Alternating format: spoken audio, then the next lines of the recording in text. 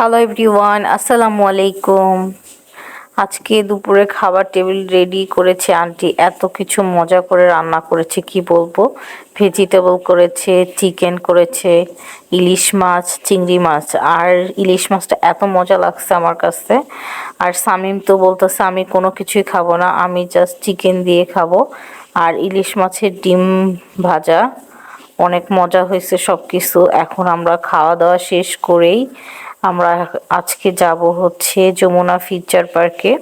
তো বাসা থেকে রেডি হয়ে বের হয়ে যাচ্ছি যমুনা ফিউচার পার্কে। তো আমার ননদদের বাসার এই সাইডটা একটু রাস্তা ঠিক করতেছিল, তো আমরা হেঁটে সামনের দিকে আসছি। এসে এখন দেখি সামিম আগে থেকে অটো রেডি করে দাঁড়ায় আছে। তারপর আমরা অটোতে করে চলে যাচ্ছিলাম।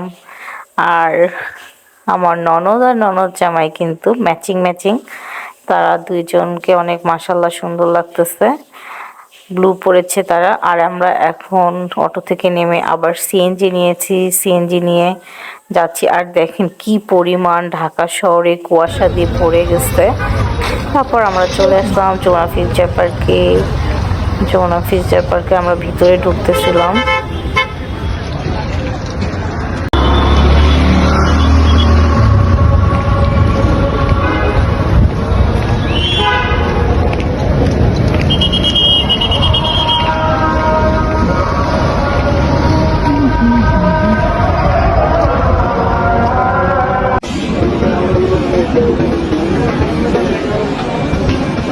আমি একটু আর্টিজনে গেলাম, আমার কাজিনের বার্থডে, তো আমি ওর জন্য একটা গিফট কিনে রেখে দিতে চাচ্ছিলাম। তো আর্টিজনে যে দেখতেছিলাম, আর আমার ননদরা ওই সাইডে তারাও একটু দেখাদেখি করতেছে। আমার ননদেরও কিছু কেনাকাটার জন্য আসছে।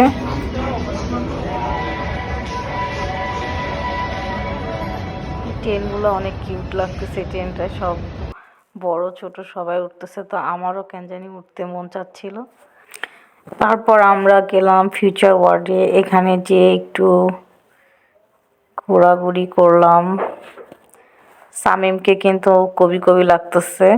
তারা দুই ভাই পাঞ্জাবি পরে আসছে, সাথে একটা শাল নিয়ে আসছে, বেশ সুন্দর লাগতেছে দুইজনকেই। আমার কেন জানি যমুনা ফিউচার পার্ক অতটা ভাল লাগে না, বসুন্ধরা সিটিটাই ভাল লাগে বেশি। তো আমরা এখান থেকে টিকিট মিট কেটে সব কিছু নিয়ে এখন খেলতেছিলাম। আমি আমার ননদ সবাই মিলাই ছিলাই আমরা এই কয়েন দিয়ে দিয়ে করতেছিলাম। তারপর ওইখান থেকে আর একটা গেম খেলতেছিলাম। গেম খেলার পর আমরা হচ্ছে কারে যে করব, তো এইটা আমার কাছে অনেক মজা লাগছিল। আর এই গেমটা তো কেউ আমার মনে হয় এনারা দিবে না, ডল জাস্ট নর্মালি করে রাখছে। কখনো কেউই পারে না এই ডলটার করতে। তো হচ্ছে আপনাদের ভাইয়া বলতেছে দাঁড়াও আমি করে দেখি, কয়েন দিচ্ছিল। তো ও হচ্ছে মানে বলতেছে আমি পারবো। তারপর আপনাদের ভাইয়াও পারেনি।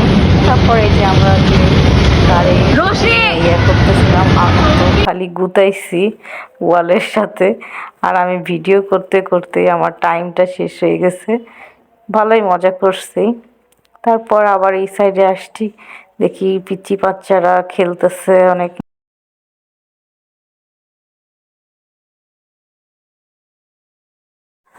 তারপর আমরা আসলাম কিছু খাইতে। সিপিতে অর্ডার দিচ্ছিল, তো আমার কাছে সিপির ললিপপ আর চিকেন বলটা ভাল লাগে, তো বার্গার অর্ডার দিছিল আর হচ্ছে চিকেন ফ্রাই।